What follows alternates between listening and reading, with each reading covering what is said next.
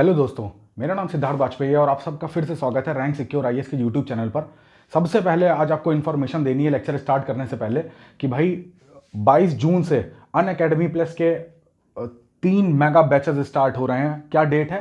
22 जून, यानी कि last Monday जो गया है वहाँ से 3 मेगा बैचेस स्टार्ट ऑलरेडी हो चुके हैं। आप जल्दी से जल्दी इसको ज्वाइन करिए और ज्वाइन करने पे ज्वाइन कैसे करना है आपको कि रैंक 10 रेफरल कोड के थ्रू आपको इसमें ज्वाइन करना है। अब देखिए, ये जो बैचेस स्टार्ट हुए हैं ये क्या है, ये प्री मेंस और इंटरव्यू, यानी कि आप एक बार इसमें एडमिशन लेंगे और आपका जो यूपीएससी का प्री है, मेंस है और इंटरव्यू है, ये तीनों की जो रिस्पॉन्सिबिलिटी है वो किसके ऊपर है? अनअकैडमी प्लस के ऊपर है। तो आप बिल्कुल भी ये मत सोचिएगा ये प्री का बैच है कि मेंस का। आपको पूरी एक बार आपने एंट्री ली और टिल सिलेक्शन तक, आपको इंटरव्यू तक, तीनों स्टेजेस की जो गाइडेंस है, जो पढ़ाई है, जो स्टडी मटेरियल है, सारी चीजें, everything is provided by Unacademy plus. ठीक है, सबसे बड़ी बात है कि ये दोनों मीडियम में बाइलिंगुअल स्टार्ट हुआ है, हिंदी मीडियम, इंग्लिश मीडियम, यानी कि आपके पास भाषा का कोई भी हर्डल नहीं रह जाएगा। आप किसी भी भाषा से तैयारी करना चाहते हैं तो आप अनअकैडमी प्लस को ज्वाइन कर सकते हैं। और सबसे बड़ी चीज़ है टेस्ट सीरीज जो है, इसकी एनालिसिस होगी। इसमें मॉक टेस्ट आपको बेस्ट, वैसे ही मॉक टेस्ट आपके लिए डिज़ाइन करे गए हैं जैसे हूबहू आपका एग्जाम का पैटर्न होता है,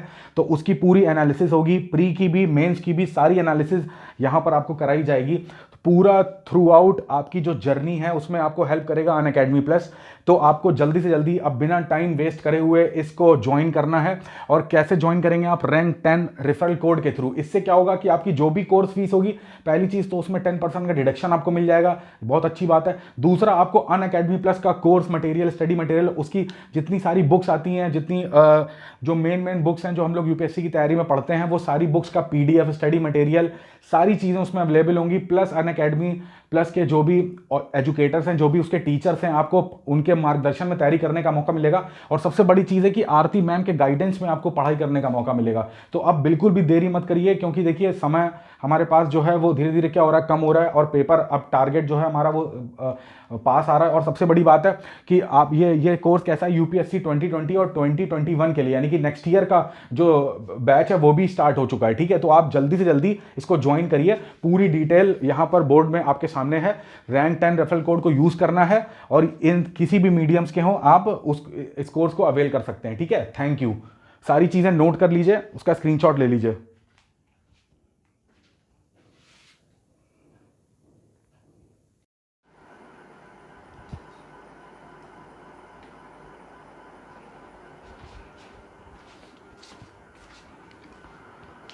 हेलो दोस्तों, मेरा नाम सिद्धार्थ वाजपेयी है। आज हम लोग ज्योग्राफी में अपना नई यूनिट में एंटर करने जा रहे हैं, यूनिट थर्ड। यूनिट थर्ड क्या है? जिसका नाम है क्या? लैंडफॉर्म।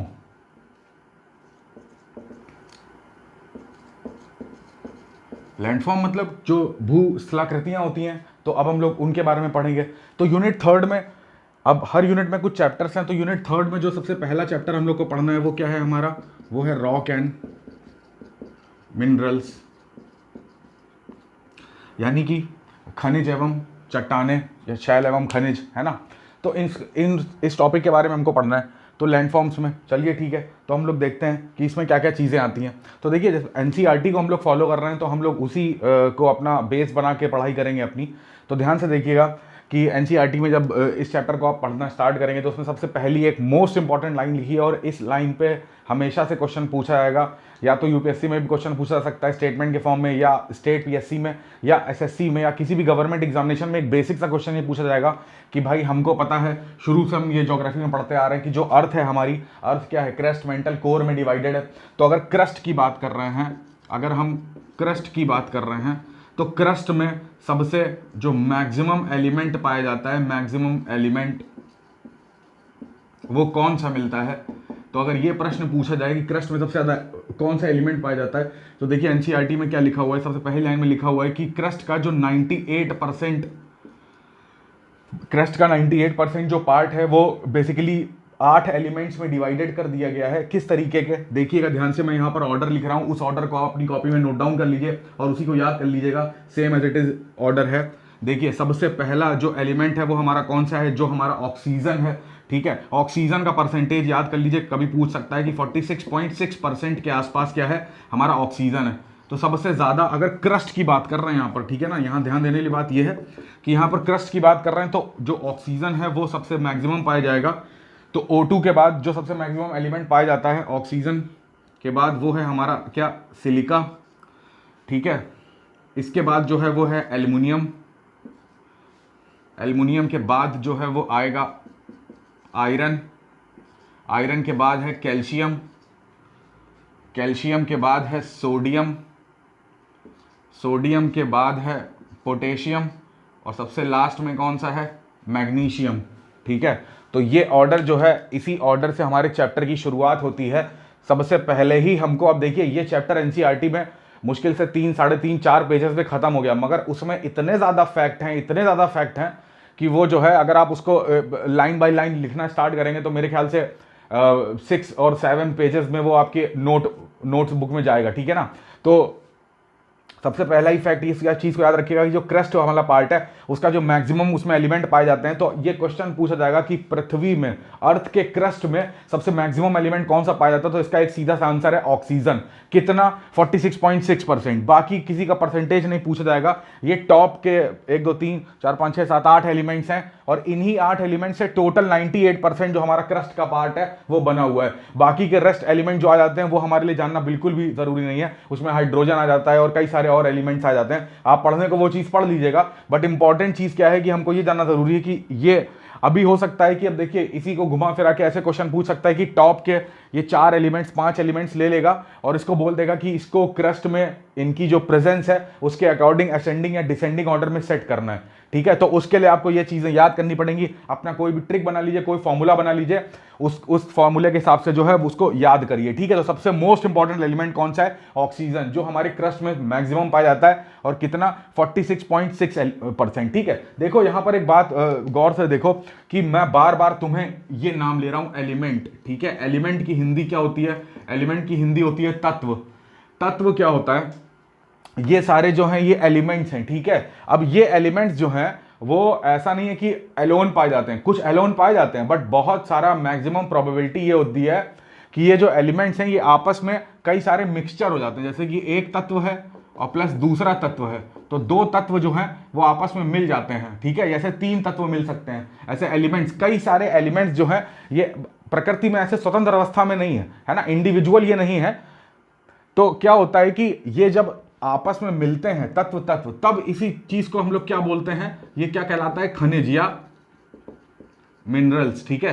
तो बात करी जाएगी मिनरल्स की, तो मिनरल्स कुछ और कोई एकदम नई आइडेंटिटी नहीं है यहां पर, है ना। मिनरल्स क्या है, इन्हीं तत्वों का मिश्रण है। 2 या 2 से ज्यादा तत्व जो एलिमेंट्स जो है वो आपस में मिल जाते हैं तो एक सब्सटेंस फॉर्म हो जाता है, एक पदार्थ बनता है।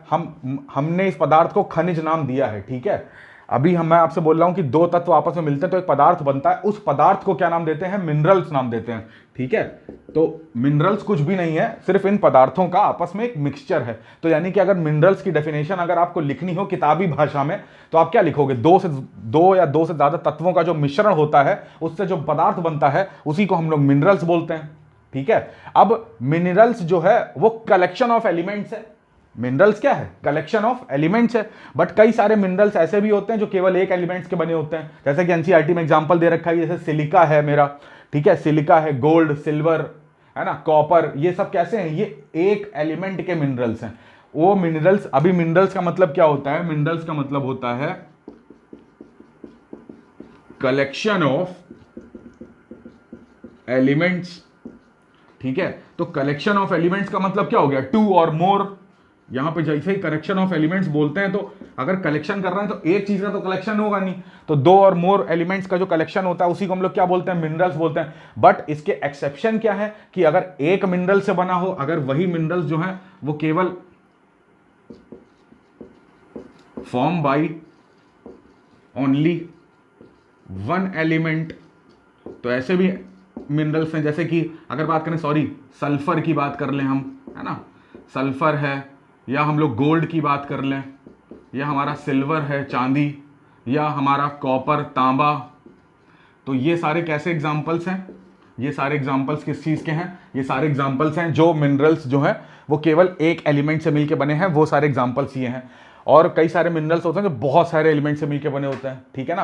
तो एक अगर खनिज को, एक अगर हमें मिनरल मिल जाए, फॉर एग्जांपल देखो ध्यान से, ये एक एलिमेंट है, ये 2 एलिमेंट है, ये 3 एलिमेंट है, ये 4 एलिमेंट है, इन चारों एलिमेंट से इन चारों एलिमेंट को कंबाइन कर देंगे तो क्या मिल जाएगा, एक मिनरल मिल जाएगा। ये क्या है, ये एलिमेंट्स हैं, ठीक है। तो यानी कि एक मिनरल को अगर तुम उसके अंदर उसके अंदर खोजोगे, उसको सर्च करोगे, तो तुम्हें यहां पर डिफरेंट डिफरेंट टाइप के एलिमेंट्स मिलेंगे। Element E1, element E2, element E3, element E4, है ना, इन सब के अलग अलग नाम होंगे।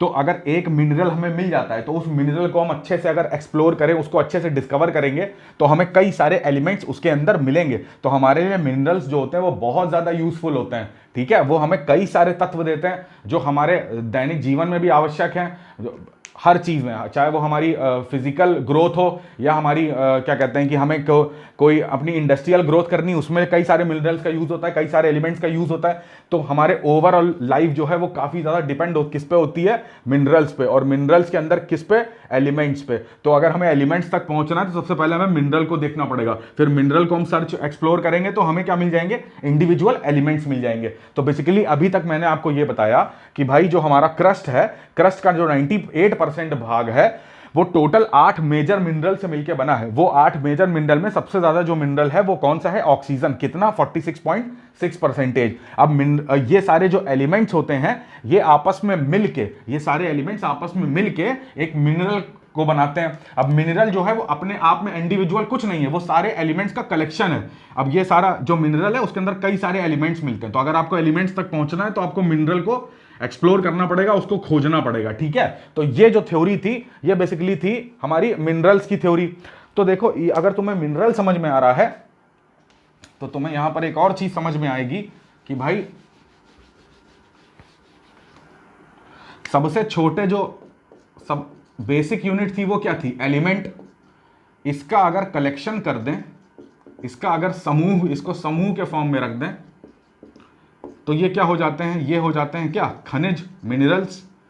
अगर खनिज का भी समूह कर दें, इनको भी समूह में रख दें तो ये क्या हो जाते हैं, ये बन जाते हैं रॉक, यानी कि हमारी चट्टानें या शैल।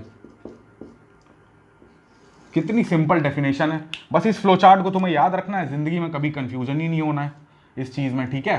तो हमारे जो एलिमेंट्स हैं, एलिमेंट्स, इनका जो कलेक्शन होता है, इनके कलेक्शन को खनिज कहते हैं, ठीक है। इनके कलेक्शन को क्या कहते हैं, खनिज कहते हैं। और अगर खनिज को समूह में रख दें तो इनके कलेक्शन को क्या कहते हैं, इनके कलेक्शन को रॉक कहते हैं, यानी कि चट्टान कहते हैं। तो यानी कि रॉक क्या है, वो भी किससे मिलके बना है, मिनरल से। अब कई सारे मिनरल्स जो हैं इकट्ठा होते जाते हैं, इकट्ठा हो जाते हैं, बहुत समय लगता है, तब जाके एक चट्टान बन जाती है। तो उस चट्टान को देखोगे तो उसमें कई सारे खनिज मिलेंगे, उस खनिज को पालोगे तो उसमें कई सारे एलिमेंट मिलेंगे, ठीक है। तो ये जो है, ये तुम्हारा जो है आरोही क्रम है, असेंडिंग ऑर्डर है। सबसे बेसिक एलिमेंट है एलिमेंट, सबसे बेसिक यूनिट है एलिमेंट, और उसके बाद है खनिज, और उसके बाद है रॉक, ठीक है। तो इस चीज को याद रखना, इस फ्लोचार्ट को याद रखना, कभी नहीं भूलोगे कि क्या चीजें, कैसे बेसिक चीज क्या है, ठीक है। तो अगर तुम्हें ये चीजें समझ में आ रही हैं तो अब हम इसमें आगे बढ़ते हैं। अब देखो इस चैप्टर में क्या है कि बेसिकली हमें जो फोकस्ड रहना है वो क्या है, वो है हमारी रॉक्स पे। रॉक्स कितने टाइप की होती हैं, कौन कौन सी रॉक्स होती हैं। अब जैसे वॉल्केनिज्म हम पढ़ के आ रहे हैं, तो वॉल्केनिज्म में बार बार एक वर्ड यूज हो रहा था, इग्नियस रॉक, इग्नियस रॉक। तो बेसिकली इग्नियस रॉक की अब हिस्ट्री, ज्योग्राफी, बायोलॉजी हमें सब पढ़ लेनी है इसमें, है ना। वो क्या है, उसका जो है बैकग्राउंड क्या था, सारी चीजें हमको इसमें याद करनी है। तो देखो इसके बाद ना क्या है कि मिनरल्स के बाद वहां पर लिखा हुआ है टाइप्स ऑफ मिनरल्स, उसमें कई सारे टाइप्स हैं मिनरल्स के। वो क्या है, वो किसी और लेक्चर में मैं पढ़ा दूंगा, वो सीधे सीधे यहां पर एक्सप्लेन करना, उसमें कोई भी रॉकेट साइंस नहीं, कोई कॉन्सेप्ट नहीं है, वो तुम्हें सिर्फ याद करने हैं, ठीक है। क्वेश्चन उससे भी पूछा जा सकता है, एकदम फ्लैट क्वेश्चन आएगा कि भैया जैसे कोई भी ग्रेनाइट है तो ग्रेनाइट में किस कलर का होता है, ठीक है, उसका यूज कहां पर होता है, इंडस्ट्री में क्या यूज है। अब जैसे माइका है तो माइका कैसा है, कैसा रॉक है, उसका यूज क्या है, वो किस इंडस्ट्री में यूज होता है, उसका कलर क्या है, उसका कॉम्पोजिशन क्या होता है। तो ये सारी चीजें जो है पहले 2 पेजेस के एनसीईआरटी के इस चैप्टर में डिफाइन करी गई हैं। तो तुम उसको खुद से एक बारी पढ़ो, है ना, उसके नोट्स बना लो, उसको रटना है, उसको याद करना है, उसमें समझने जैसी कोई चीज़ नहीं है, ठीक है।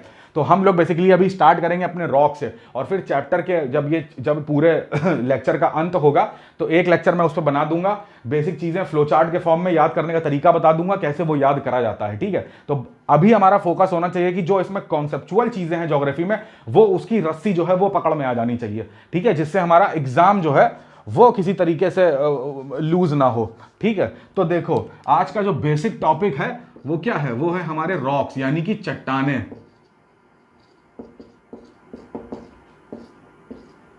ठीक है। अब देखो चट्टानें क्या होती हैं, बेसिक सी डेफिनेशन मैंने आपको फ्लो चार्ट में बता दी थी कि भाई जो एलिमेंट्स होते हैं उनका कलेक्शन होता है मिनरल्स, और मिनरल्स का कनेक्शन क्या होता है, रॉक्स होते हैं। अब देखो ध्यान से, जो मिनरल्स होते हैं, एक लाइन एनसीईआरटी में लिखी है और मेरे भाई बहुत इंपॉर्टेंट लाइन है कि वो उसमें लिखा हुआ है कि जो खनिज है, ठीक है, खनिज का जो बेसिक सोर्स है, बेसिक सोर्स है वो क्या है, वो है हमारा मैग्मा। खनिज का जो मूल स्रोत है वो क्या है, हमारा मैग्मा है। तो मैग्मा पृथ्वी के अंदर से निकलता है, मेरी बात ध्यान से सुनना। अब जब वो खनिज का मूल स्रोत है, और खनिज किनसे मिलके बनता है, एलिमेंट्स से, तो इनडायरेक्टली एलिमेंट्स का भी मूल स्रोत क्या हुआ, मैग्मा। अब जो खनिज है वो बनाता क्या है, वो बनाता है चट्टान। देखो कैसे, ये है हमारा क्रस्ट, ये है हमारा मेंटल, ये है हमारा क्रस्ट। मेंटल में एक लेयर पाई जाती है, ये पूरा ऊपर तक क्रस्ट है, ये मेंटल है।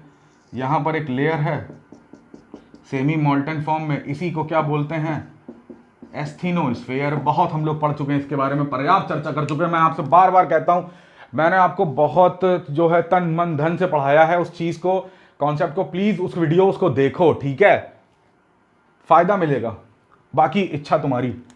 तो क्रस्ट के नीचे और मेंटल के ऊपर, मेंटल में एक लेयर है एस्थेनोस्फीयर की, ये कैसी है, सेमी मोल्टन फॉर्म में। यहीं से जो मैग्मा है वो क्या होता है, वो उसका उद्गार होता है और वो क्रस्ट पर आता है। तो ये ज्वालामुखी पर्वत है, यहां से मैग्मा निकल के यहां पे कलेक्शन होता चला जाता है, यहां पे कलेक्शन होता चला जाएगा। तो जब यहां पर मैग्मा अब गर्म गलित अवस्था में निकल रहा है, मोल्टन फॉर्म में निकल रहा है, वो जब मोल्टन फॉर्म में निकलने के बाद यहां पर ठंडा होकर जमता जाता है, तो यही जो जमाव होता है, यही जो जमाव है, जमाव किसका, मैग्मा का, यही जब ठंडा हो जाता है तो वो किस में बदल जाता है, वो बदल जाता है किसमें, रॉक्स में। अब क्या होता है, देखो हमने बोला कि खनिज का बेसिक सोर्स होता है मैग्मा, ठीक है। तो अब क्या होता है, नीचे से हमको पता है कि क्रस्ट की बात करेंगे तो उसमें वो क्या है कि सियाल, सीमा, नीफे, ये सब एलिमेंट्स हैं, आयरन, मैग्नीशियम, है ना। ये सारे जो मैग्मा, इन सब खनिज को गलित अवस्था में लेके भूपर पट्टी पर आता है। इन सब खनिज को जो मैग्मा है वो क्या करता है, वो खनिज को गरम गलित अवस्था में परपटी यानी कि क्रस्ट पर लेकर आता है, ठीक है। अब क्या है कि मैग्मा नीचे से आ रहा है, तो नीचे उसके सारे जो एलिमेंट्स हैं उसमें मिक्स हो जा रहे हैं उस मैग्मा में, क्योंकि गर्म गलित अवस्था में सब एलिमेंट्स को वो चिपकाए ले रहा है, ठीक है। अब जब चिपका ले रहा है अपने में, सारा जो है एलिमेंट्स उसमें मिल जा रहे हैं, तो एलिमेंट्स का कलेक्शन क्या होता है, खनिज। तो वो सारे खनिजों को ऊपर लेके आता है, और पृथ्वी के ऊपर जहां पर भी आता है तो खनिज, एक बार ऐसे मैग्मा आ गया तो अब ये मैग्मा धीरे धीरे ठंडा होता है, तो ये खनिज जो है कई सारे एलिमेंट से बना है, ये ठोस होकर क्या, ये ऐसा एक लेयर हो जाती है। फिर जब दोबारा मैग्मा का इरप्शन होता है तो इसके ऊपर दोबारा एक लेयर बन जाती है खनिज की। जब नीचे से फिर से खनिज आता है, फिर से ऐसे तीसरी लेयर, चौथी लेयर, ऐसे जब बनता चला जाता है, तो ये जो मोटी सी आप लेयरों का स्ट्रक्चर देख रहे हैं, ये सब एक के ऊपर एक खनिजों की जब लेयर बनती जाती है, जो खनिज की परत बनती जाती है, इसी परत को हम लोग क्या बोल देते हैं, रॉक बोल देते हैं। तो basically rock is a collection of क्या, minerals, and minerals is a collection of elements. तो बेसिकली ये होता है इसकी उत्पत्ति का कारण कि जो रॉक है वो मिनरल उसमें मिनरल कैसे आते हैं और मिनरल में एलिमेंट कैसे आते हैं, तो उनका सोर्स क्या है, मैग्मा। मैग्मा जो है वो पृथ्वी के अंदर से हर चीज को अपने में लपेटता हुआ लाता है और ऊपर पृथ्वी के ऊपर ला के जब वो चीजें ठंडी हो जाती हैं तो सारे एलिमेंट्स उसमें मिक्स हो जाते हैं, तो वो खनिज का रूप ले लेती है। और यही खनिज के ऊपर खनिज जब बनता चला जाता है तो कई सारे खनिज हो जाते हैं, तो उन्हीं को हमें चट्टान का नाम दे देते हैं कि भैया ये चट्टान है या ये एक रॉक है। ठीक है, तो बेसिकली ये था इसका उत्पत्ति कि भैया रॉक जो है वो बनती कैसे हैं, है ना। उसमें उसका जो मूल स्रोत है वो क्या है, मैग्मा है। ठीक है, तो ये थी चट्टानें। अब देखो चट्टानों की बात करते हैं तो बेसिकली क्या है कि चट्टानों की जो फॉर्मेशन है, फॉर्मेशन की बात करेंगे, फॉर्मेशन प्रोसेस, यानी कि इनके निर्माण की प्रक्रिया, इनका जो कंस्ट्रक्शन होता है रॉक्स का बेसिकली उस बेसिस पे, किस बेस्ड ऑन दिस, ये है क्राइटेरिया। इस पे ये चीज निर्धारित करती है जो चट्टानें होती हैं वो 3 प्रकार की होती हैं। आप समझ रहे हैं ना मैं क्या बोल रहा हूं, कि जो रॉक्स होती हैं वो बेसिकली 3 टाइप की होती हैं। इनके 3 टाइप को क्लासिफिकेशन करने का जो आधार है वो है फॉर्मेशन प्रोसेस, यानी कि कैसे चट्टान बनी। अगर ऐसे बनी तो इस टाइप की, अगर वैसे बनी तो उस टाइप की, तो उस तरह 3 टाइप की। किस टाइप की देखना ध्यान से। सबसे पहले आग्नेय चट्टान है, ठीक है, इंग्लिश में इग्नियस रॉक्स। दूसरी, यहां लिख दे रहा हूं 3 प्रकार की हैं। दूसरी चट्टानें अवसादी चट्टानें, इंग्लिश में sedimentary rocks. Third one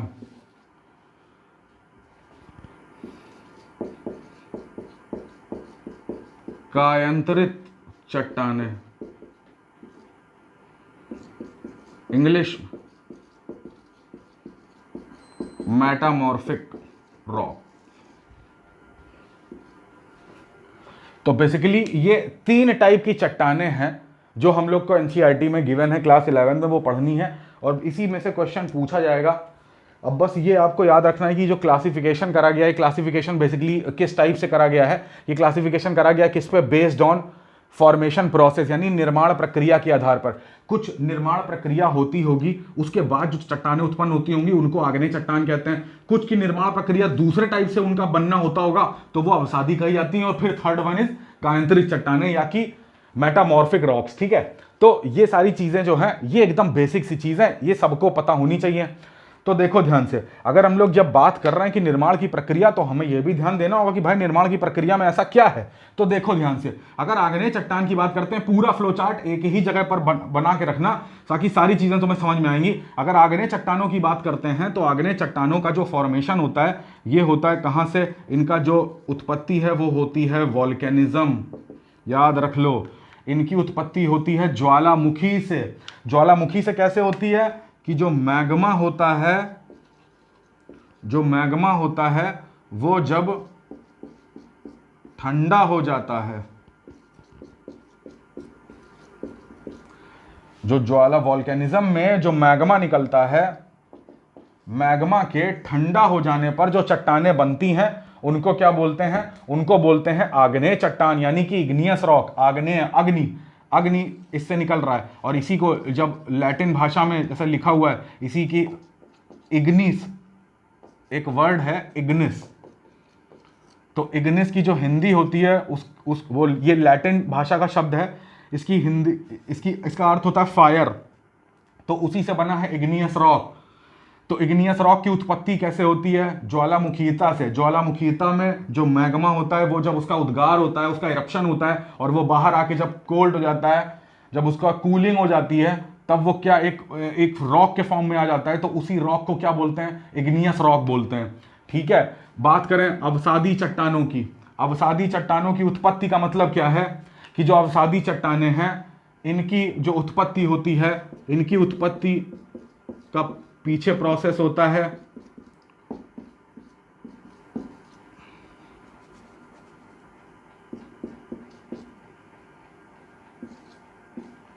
exogenic process. Exogenic का मतलब है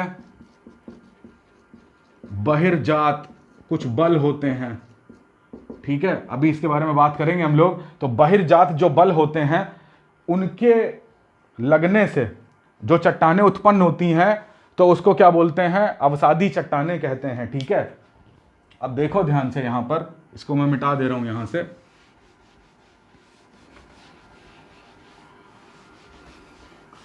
तो अगर बहिर्जात बल की बात करते हैं तो हमें पता है एक हम लोग बल पढ़ते हैं जिसको बोलते हैं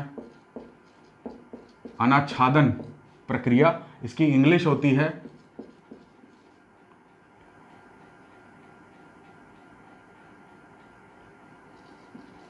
डिन्यूडिलेशन प्रोसेस।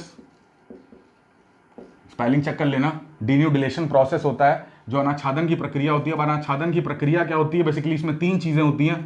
सबसे पहले होती है अपर्दन, जिसको हम लोग बोलते हैं इरोजन। दूसरी होती है अपक्षयण, जिसको बोलते हैं वेदरिंग।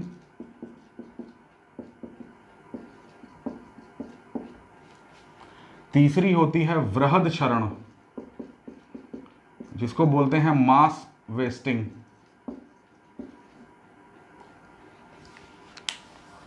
तो ध्यान देना, मैंने तुमसे कहा कि भाई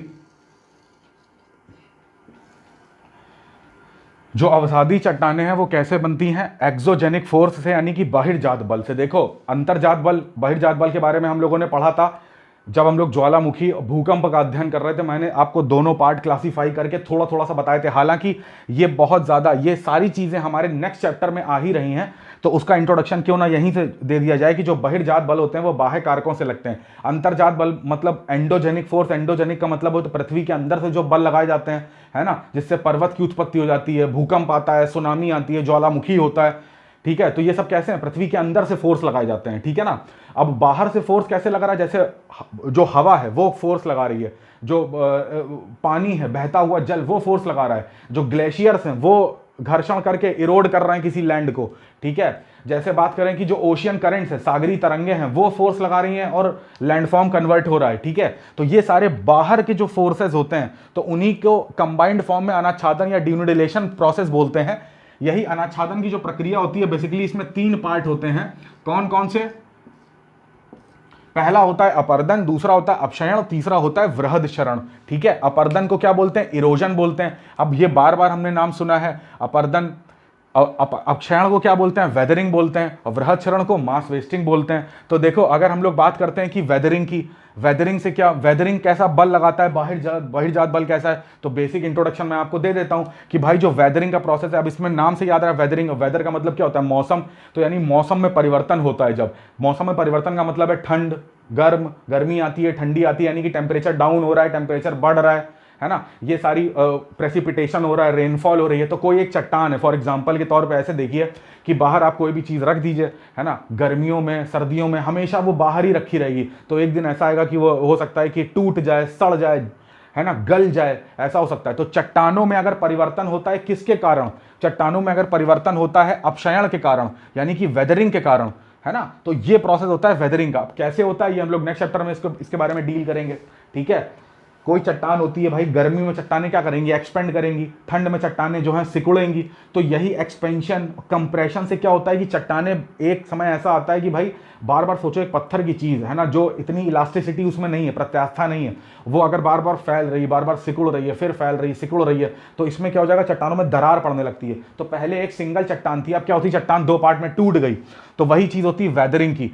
अपर्दन का मतलब क्या होता है, अपर्दन का मतलब होता है जैसे कोई चट्टान है, उससे वो, अब चट्टानें क्या है, खुले में रखी हुई हैं, तो उसमें क्या है कि उसमें हवा चल रही, तो हवा लगातार उसको काट रही है ना, पानी बरस रहा है तो बहता हुआ जल है। अगर नदी के पास कोई चट्टान है तो बार बार नदी का जो पानी है वो उस चट्टान को फोर्स कर रहा है, तो वो भी उसको काट रहा है। हो सकता है कि वो उसको एक जगह से दूसरी जगह लेके चला जाए। हवा जो है वो चट्टान को एक जगह से दूसरी जगह लेके चला जाए। बहता हुआ जल, ग्लेशियर जो है वो अपने आसपास कहीं पर भी ग्लेशियर होते हैं जो हिमनद होते हैं तो वो मूव करते हैं, तो अपने नीचे का जो स्थल मंडल है उसको काटते जाते हैं, या अपने पास के जो चट्टाने हैं उनको भी काटते जाते हैं या उनको अपने साथ लेके चले जाएं। ठीक है ना। तो एक जगह से दूसरी जगह जब जो डिपॉजिट हो जाता है सेडिमेंट्स का, तो वो प्रोसेस किस में आता है? अपरदन में, यानी कि इरोजन में। वृहद क्षरण मास वेस्टिंग क्या होती है? मास वेस्टिंग कुछ और कॉन्सेप्ट नहीं है, ये बेसिकली वेदरिंग होती है। बट ये कहाँ? ये अगर माउंटेन्स पर होती है ना, पर्वत है, कोई पर्वत का शिखर है, पीक है, वहां पर अगर वेदरिंग हो रही है तो उसी चीज को बोलते हैं क्या है कि वो मास वेस्टिंग है। ठीक है।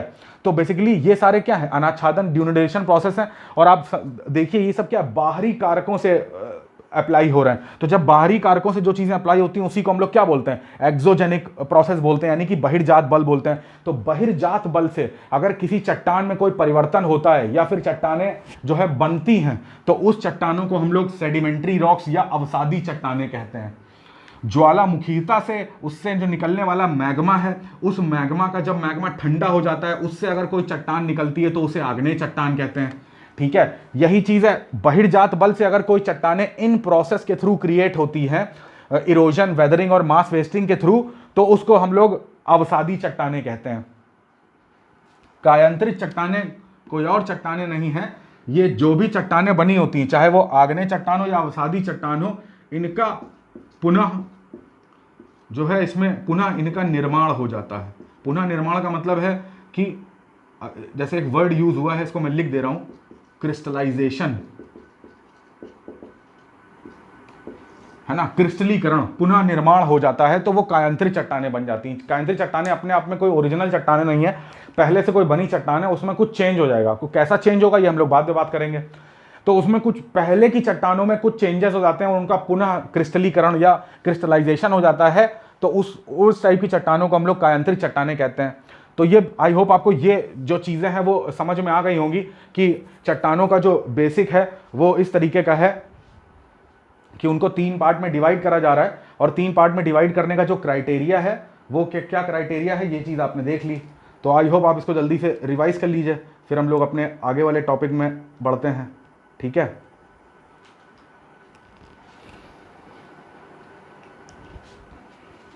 तो ये सब चीज़ें आपके समझ में आ गई होंगी अच्छे से।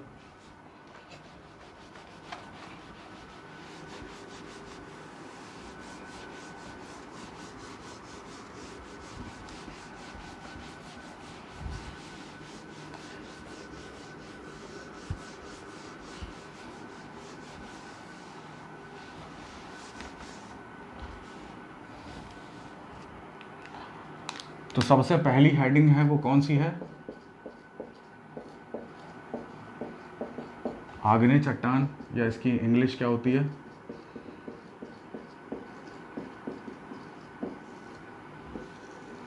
Igneous rock. ठीक है।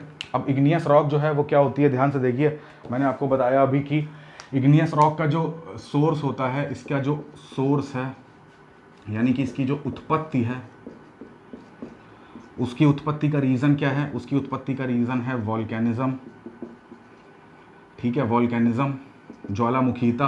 अब वॉल्केनिज्म में क्या होता है, ध्यान से देखिएगा। वॉल्केनिज्म का प्रोसेस, जैसे ही वॉल्केनिज्म चैप्टर आपको में कोई दिक्कत हो आप मेरा लेक्चर देखिए। और वॉल्केनिज्म में मैंने बाकायदा फ्लो चार्ट बना के बताया हुआ है कि कैसे वॉल्केनिज्म होता है। कि देखो ध्यान से, मेंटल की बात कर रहे हैं तो एट मेंटल। अब मेंटल में क्या है? टेम्परेचर ज़्यादा है। इस टेम्परेचर ज़्यादा में क्या होता है, जो मेंटल का जो पदार्थ है वो क्या हो जाता है? वो पिघल जाता है। मेंटल का जब पदार्थ पिघल जाता है तो उसी पिघले हुए पदार्थ को हम लोग क्या बोलते हैं? मैग्मा बोलते हैं। जब यही मैग्मा जो है वो कहाँ बाहर आ जाता है तो इसी को हम लोग क्या बोलने लग जाते हैं? लावा बोलते हैं। ठीक है। तो मेंटल के अंदर क्या है? टेम्परेचर ज़्यादा है, तो इस इतने ज़्यादा टेम्परेचर पे कोई भी पदार्थ होगा वो क्या हो जाएगा? मेल्ट हो जाएगा। तो उसी मेल्ट पदार्थ को हम लोग क्या बोलते हैं? मैग्मा। और यही मैग्मा जो है ये क्या हो रहा है? ये बाहर आ रहा है। तो बाहर आ रहा है तो उसी को लावा कह रहे हैं। तो यही लावा जो होता है वो क्या हो जाता है? वो जब ठंडा हो जाता है तो इसी ठंडे लावे को हम लोग क्या बोल रहे हैं? इग्नियस रॉक, ठीक है। तो ये जो पूरा प्रोसेस था, तो ये प्रोसेस था किसका? इग्नियस रॉक का, कि भाई जो हमारा वॉल्केनिज्म के थ्रू जो वॉल्केनिज्म, ये वर्ड हमेशा याद रखिएगा, ठीक है, कि आग्नेय चट्टान मतलब ज्वालामुखी, ज्वालामुखी मतलब मैग्मा।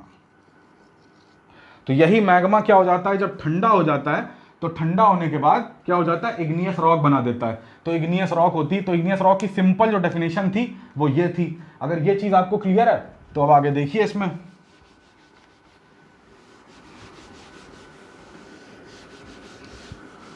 तो अब देखो ध्यान से, ये हमारा क्रस्ट है, क्रस्ट के ऊपर ऐसा ज्वालामुखी पर्वत है, ये उसका क्रेटर है। ये क्या है, सबको पता है, मेंटल है। मेंटल में जो ये ऊपर वाली लेयर है, इसी को हम लोग क्या बोलते हैं, दुर्बल मंडल या एस्थीनोस्फीयर। इसी से मैग्मा निकलता है, इसी से जो मैग्मा है वो निकला, और मैग्मा निकल के यहाँ पर जो है वो इकट्ठा हो गया, यहाँ पर ऐसा इकट्ठा हो गया। अब हमको पता है कि हमने एक बार जब पढ़ा था इंट्रूसिव लैंडफॉर्म्स यानी अंतर्वेदी चट्टानें ज्वालामुखी चैप्टर में, तो हमें उसमें पता था कि मैग्मा जो है वो कई सारे स्ट्रक्चर बनाता है, जैसे लैकोलिथ, बैथोलिथ, लैपोलिथ, ये सब पढ़े थे। तो मैग्मा अगर यहाँ स्टोर हो गया, या मैग्मा ऐसा स्टोर हो गया, यहाँ पे ऐसे स्टोर हो गया, तो मैग्मा कहीं पर भी ऐसे स्टोर हो रहा है, या फिर यहाँ पर ऐसे स्टोर हो रहा है, ठीक है। तो यहाँ पर अब देखो, मेरी बात ध्यान से सुनना, जो आग्नेय चट्टान होती हैं बेसिकली इसको दो पार्ट में क्लासीफाई करते हैं, ठीक है। कैसे, उसका क्लासीफाई करने का बेस क्या है उसको देखना ध्यान से, सिर्फ डायग्राम के फॉर्म से समझना, कुछ भी रटने की जरूरत नहीं पड़ेगी। जब यही गर्म गलित पदार्थ पृथ्वी की आंतरिक परतों को तोड़ता हुआ ऊपर की तरफ आता है, ऊपर की तरफ आएगा तो धीरे धीरे जैसे जैसे मैग्मा ऊपर आता है तो उसका टेम्परेचर क्या होता जाता है, कम होता जाता है। मेंटल से तुम भाई पृथ्वी के अंदर से ऊपर आओगे तो टेम्परेचर कम हो जाएगा ना, तो टेम्परेचर कम होता है, तो इसी टेम्परेचर कम होते होते होते होते ही मैग्मा ऊपर आएगा। मैग्मा ऊपर आता है, अब ऊपर की परतें अगर जो है वो कमजोर होती हैं तो मैग्मा इन्हीं परतों में जाके स्टोर हो जाता है, और इन्हीं परतों में जाके स्टोर होके अंदर ठंडा हो जाता है। अब मैग्मा ठंडा हो जाएगा तो भाई वो गर्म गलित है, वो जेल टाइप का पदार्थ है। अब अगर ऐसा लिक्विड पदार्थ ठंडा होगा तो ठंडा बन के कोई भी चीज ठोस हो जाएगी। तो अगर जो मैग्मा है वो अंदर की तरफ, यानी कि यहाँ पे यहाँ पे यहाँ पे यहाँ पे यहाँ पे ये ऐसे ठंडा हो जाता है अंदर की परतों में, तो देखना ध्यान से, आग्नेय चट्टान जो है वो दो टाइप की हैं। कैसे, अगर जो मैग्मा है वो अंदर ठंडा हो जाता है, एक तो ये, तो मैग्मा अगर अंदर ठंडा हो जाता है, इसकी बात कर रहे हैं हम, ये वाली चट्टानें, मैग्मा अगर अंदर ठंडा हो जाता है तो इसको बोलते हैं अभ्यंतरिक आग्नेय चट्टान, यानी कि intrusive igneous rock, most important चीज, ठीक है। तो आग्नेय चट्टान का एक टाइप ये देखा गया कि भाई आग्नेय चट्टान टोटली डिपेंड किस पे करती है, मैग्मा पे। तो अगर मैग्मा निकल रहा है और मैग्मा निकलते निकलते अंदर ही ठंडा हो जा रहा है, वो पृथ्वी भूपर पट्टी पे नहीं वापस आ पा रहा, भूपर पट्टी तक नहीं पहुंच पा रहा, अंदर ही ठंडा हो जा रहा है। तो मैग्मा अगर अंदर ठंडा हो जाता है तो अंदर ठंडा होने पर बनी चट्टानों को क्या बोलते हैं, बोलते हैं अभ्यंतरिक आग्नेय चट्टान, इंट्रूसिव इग्नियस रॉक्स, ठीक है। अगर यही मैग्मा, अब इसका दूसरा पार्ट बताता हूं मैं आपको, अगर यही मैग्मा बाहर आके ठंडा हो जाता है, बाहर आके ठंडा का मतलब अब ये देखो, ये वाला स्ट्रक्चर या इस वाले स्ट्रक्चर को ध्यान से देखो, तो ये क्या है, मैग्मा बाहर आया हुआ है, मैग्मा ये अंदर से निकला, अंदर का मैग्मा जो था वो यहाँ से निकल के ऐसे करके ऐसे बाहर आ गया, या यहाँ पे ठंडा हो गया, ये बना दिया इसने, यहाँ पे कोई चट्टान बन गई है, यहाँ पे कोई चट्टान बन गई है ना, यहाँ पे कोई चट्टान बन गई। तो ये सारी चट्टानें जो हैं, ठीक है, ये सारा मैग्मा अगर आके बाहर ठंडा हो जाता है तो इस टाइप के मैग्मा को क्या बोलते हैं, बाह्य आग्नेय चट्टान या एक्सट्रूसिव इग्नियस रॉक।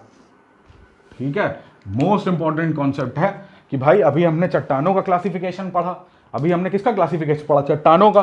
तो चट्टानों के क्लासिफिकेशन में हमने देखा कि रॉक जो है वो 3 टाइप की होती हैं। उसका बेस क्या है भाई, बेस ये था कि उनका सोर्स क्या है, उनकी उत्पत्ति कहां से हो रही है, ठीक है ना। तो ज्वालामुखी से हो रही है तो भाई आग्नेय चट्टान है, बहिर्जात बल से हो रही है तो अवसादी चट्टान है। और अगर पहले की जो चट्टानें बनी बनाई हैं ऑटोमेटिकली उसमें कुछ चेंजेस हो रहा है और उससे एक नई चट्टान बन रही तो वो कायांतरित चट्टान है। तो अभी हम लोग अब आग्नेय चट्टान पढ़ रहे हैं। तो आग्नेय चट्टान है वो 2 टाइप की है, अभ्यांतरिक और बाह्य। अब अभ्यांतरिक और बाह्य आग्नेय चट्टान ये बन कैसे रही है, तो भाई ये बन ऐसे रही है कि जो मैग्मा निकल रहा है, क्योंकि आग्नेय चट्टान पूरी तरीके से किस पे डिपेंडेंट है, उसका जो फॉर्मेशन है वो पूरी तरीके से डिपेंडेंट है किस पे, मैग्मा पे, ज्वालामुखीता पे। तो अगर मैग्मा जो है वो अंदर से आ रहा है और अंदर से बाहर आते समय अगर वो अंदर की परतों में ही ठंडा हो जाता है, अंदर की परतों में ही ठंडा हो जाता है, अंदर ठंडा होने का मतलब है कि अंदर की परतों में, अंदर की लेयर्स में मैग्मा, और अंदर की लेयर्स किसकी, पृथ्वी के अंदर, पृथ्वी के अंदर की परतों में ठंडा हो जाता है तो अभ्यांतरिक आग्नेय चट्टान कहलाता है। अगर वो मैग्मा पृथ्वी के बाहर, पृथ्वी के बाहर, ठीक है, पृथ्वी के बाहर आके ठंडा हो जाता है तो वो बाह्य आग्नेय चट्टान कहलाता है। तो ये था आग्नेय चट्टान का भाई बेसिक सा फंडा। ठीक है, कैसे आग्नेय चट्टानों का क्लासिफिकेशन करा जाता है। आई होप आपको ये सारी चीजें समझ में आ गई होंगी। ठीक है, बहुत सिंपल सी रॉक्स हैं इसमें, एक बार हम लोग पढ़ लेंगे और इसके नोट्स प्रिपेयर कर लेंगे तो हम फिर कभी नहीं भूलेंगे। जब भी हमको लगे कि ये थोड़ा सा कॉन्सेप्ट जो है हमारा लूज हो रहा है तो वही नोट्स उठाए और रिवाइज कर लिया। तो कुछ भी रटने की ज़रूरत नहीं है, ना ही रटिए, क्योंकि आपको पता है यूपीएससी का सिलेबस कितना बड़ा है। ठीक है, अगर आप रटने बैठेंगे तो फिर रटते रह जाएंगे, पढ़ाई कहाँ हो पाएगी उसमें।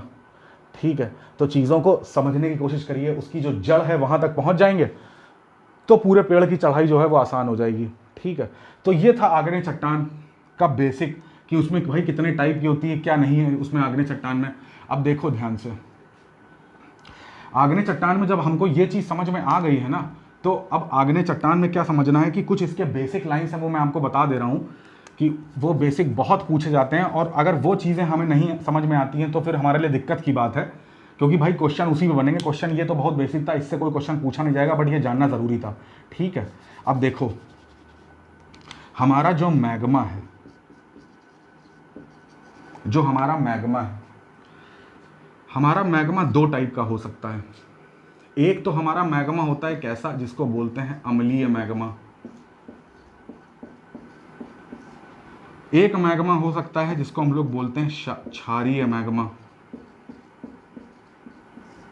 मेरी बात ध्यान से सुनना, ये बहुत इंपॉर्टेंट कॉन्सेप्ट है, लिख भी दे रहा हूँ, मोस्ट इंपॉर्टेंट।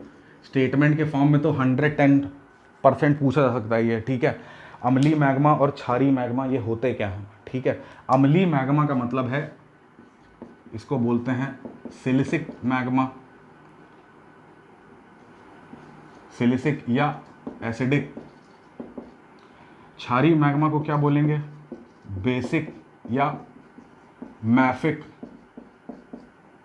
दोनों नाम से आप याद रखिए, सिलिसिक, ये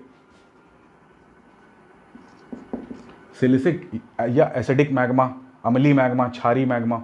अब ये अम्लीय और क्षारीय का मतलब क्या है, देखो एसिडिक, एसिड कब होगा मैग्मा में ज़्यादा या क्षारीय कब ज़्यादा होगा, ये दोनों चीज़ें, चाहे वो अम्लीयता हो चाहे वो क्षारीयता हो, ये दोनों ही चीज़ें डिपेंड करती हैं, डिपेंड ऑन, ध्यान से देखना, ये दोनों ही चीज़ें डिपेंड ऑन